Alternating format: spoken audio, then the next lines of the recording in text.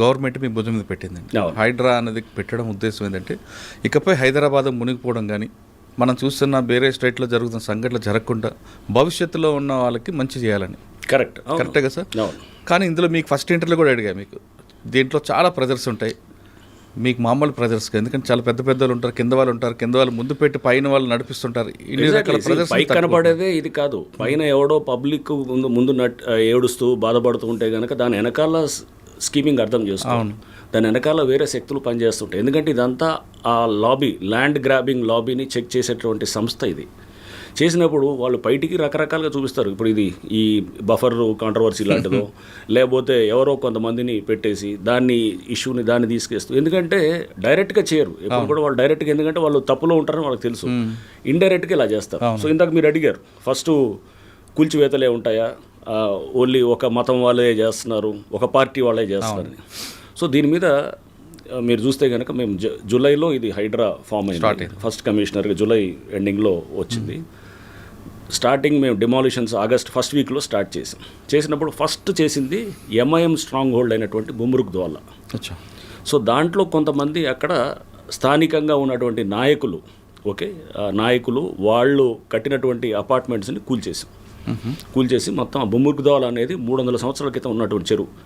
దాని మీద ఎన్నో సంవత్సరాల నుంచి అందరూ దాన్ని స్పీకింగ్ ఆర్డర్లు ఇస్తున్నారు, కూల్చాలి అంటున్నారు, కానీ ఎవరు దాని మీద యాక్షన్ జరగదు.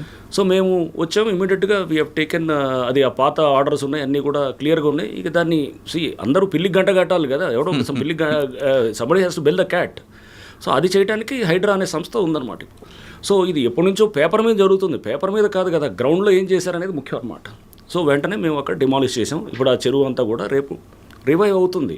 ఇప్పుడు అది ఊరిని చెరువు కూల్చివేతలు కాదు, బుమ్రుక్ ద్వాలా ఇప్పుడు రివైవ్ అవుతుంది. 300 సంవత్సరాల క్రితం అక్కడ రాజవంశీకులు వాళ్ళు అక్కడి నుంచి నీళ్లు, అక్కడ రాణీలు వాళ్ళంతా కూడా అక్కడ స్నానాలు అది కూడా ఆచరించేవాళ్ళని, లేకపోతే వారు అక్కడి నుంచి డ్రా చేసేవారని, ఇట్లా చాలా ఉంది. హిస్టారికల్ లేక్ అది, చాలా అద్భుతమైన హిస్టరీ ఉన్నటువంటి లేక్ అది. సో అది అట్లా బుమ్రుక్ ద్వాలా అంటే అది అంతా కూడా అక్కడ సౌత్ జోన్లో ఉన్నటువంటి స్ట్రాంగ్ హోల్డ్ రాజేంద్ర నగర్ ప్రాంతంలో ఉన్నటువంటి దాన్ని చేసాం. నెక్స్ట్ 27 డిమాలిషన్స్ చేసాం. సో మీడియాకి ఇష్టమైందేమో ఎన్కన్వెన్షన్ డెమాలిషన్. న్యాచురల్గా ఏంటంటే ఒక సినిమా యాక్టర్ కాబట్టి దానికి కొంత వచ్చింది.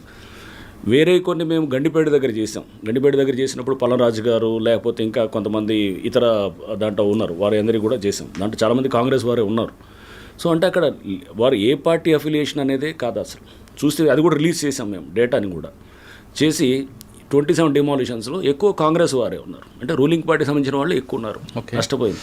సో అంటే ఈ ప్రచారం అంతా కూడా అపోజిషన్ వాళ్ళని, ఏ అపోజిషన్ లీడర్ చెప్పండి, టార్గెట్ చేసి చెప్పింది ఒక పేరు చెప్పండి, సింపుల్ నేను అడుగుతాను. ఏ అపోజిషన్ లీడర్ ఉన్నాడు? ఆయన పటాన్చేరులో ఆయన కాంగ్రెస్ దెబ్బలు తట్టుకోలేక పటాన్చేరు కాంగ్రెస్ నా దెబ్బ కాదు, ఆయన ఎప్పుడు వచ్చారండి. నేనేం చేశాను, నేను చేసింది కాదు. అక్కడ ఒక ఎమ్మెల్యే అని అనట్లేదు, అక్కడ ప్రతి వాళ్ళు కూడా అక్కడ వాళ్ళ మీద అక్కడ పబ్లిక్ చాలా కంప్లైంట్స్ ఉన్నాయన్నమాట, ల్యాండ్ ఇష్యూస్లో కంప్లైంట్స్ ఉన్నాయి. ఓకే, పల్లవరాజు గారి విషయంలో వచ్చినప్పుడు ఆయన చాలా ఇన్ఫ్లుయెన్స్ చూపించారు, మీరు ఎక్కడ కంట్రోల్ అవ్వలేదంటారు, వాస్తవం? పల్లవరాజు గారు కానీ నాగార్జున గారి విషయంలో కానీ ఇదంతా ఇన్ఫ్లుయెన్స్ ఇవన్నీ కూడా అతీతంగా పనిచేస్తానని నన్ను కావాలని తీసుకుందండి. సో ఇన్ఫ్లుయెన్స్లు అవన్నీ కూడా న్యాచురల్గా ఉంటాయి, ఎవరు రకరకాలలో మాట్లాడతారు, బట్ ఇవన్నింటినీ కూడా మనము పరిగణలో తీసుకోకూడదు అనమాట. సార్, నాగార్జున కన్స్ట్రక్షన్కి మీరు వెళ్ళినప్పుడు అదే కన్వెన్షన్కి ముందు వాళ్ళకి చెప్పారు, నోటీస్ ఇచ్చి కొట్టారండి, లేదంటే డైరెక్ట్గా? నోటీస్ ఇచ్చాం. అసలు నోటీస్ ఇవ్వాల్సిన అవసరం లేదు.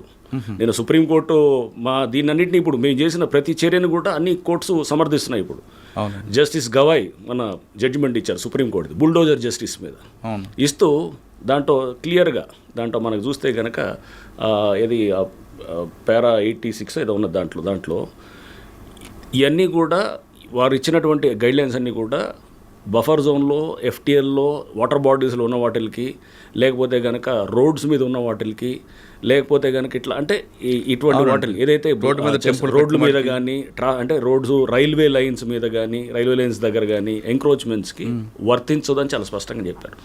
అంటే నోటీస్ లేకుండా కూడా చేయొచ్చు. ఓకే, సో క్లియర్గా సుప్రీంకోర్టు చాలా స్పష్టంగా జస్టిస్ గవాయ్ గారు మన బుల్డోజర్ జస్టిస్ దాని మీద ఇస్తూ వారు దాని మీద చాలా స్పష్టంగా మన ఇచ్చినటువంటి జడ్జిమెంట్, అది లేటెస్ట్ ల్యాండ్ మార్క్ జడ్జిమెంట్ అనమాట. సో దాంట్లో కూడా మాది ఇప్పుడు మేము దేని కింద చేస్తుంటాం, 405 GHMC యాక్ట్ అని ఉంది. 405 GHMC యాక్ట్ చాలా స్పష్టంగా చెప్తుంటుంది అనమాట. నోటీస్ లేకుండా కూలగొట్టచ్చు అనేది చాలా స్పష్టంగా చట్టంలోనే ఉంది. దాన్నే మేము ఫాలో అవుతున్నాం. అంటే నాగార్జున ఇంట్లో మీకు ఇలాంటి ఫోన్ రాలేదు? ఫోన్లో వచ్చేలే తెలీదు ఆ టైం నాది, ఫోన్ ఆఫ్ చేసి పెడతాను. సో ఎవడు చేసి ఉన్నా చూడడం, సో ఫోన్లో వచ్చేలేదు నాకు అవన్నీ కాదు. కానీ బట్ ఇవన్నీ కూడా మనం పెట్టాల్సింది ఏంటంటే ఎటువంటి ప్రెషర్స్ ఉన్నా కానీ కూడా దానికి ఈల్డ్ కాకుండా ప్రభుత్వం నాకు ఇచ్చిందండి, ఆ ఫ్రీడమ్ ఇచ్చింది ఆపరేట్ చేయడానికి. ముఖ్యమంత్రి గారు ఆ ఫ్రీడమ్. 405 ప్రకారం వెళ్తున్నారు కరెక్టే? 405 GHMC యాక్ట్. రైట్ అండి. మరి 111 జీవోలో కూడా ఉన్నాయి కదండి, వాటి మీదకి వెళ్తారు? 111 జీవో మా పరిధిలోకి రాదు కదా. 111 జీవో అవుటర్ రింగ్ రోడ్ బయట ఉంది. ఓకే. సో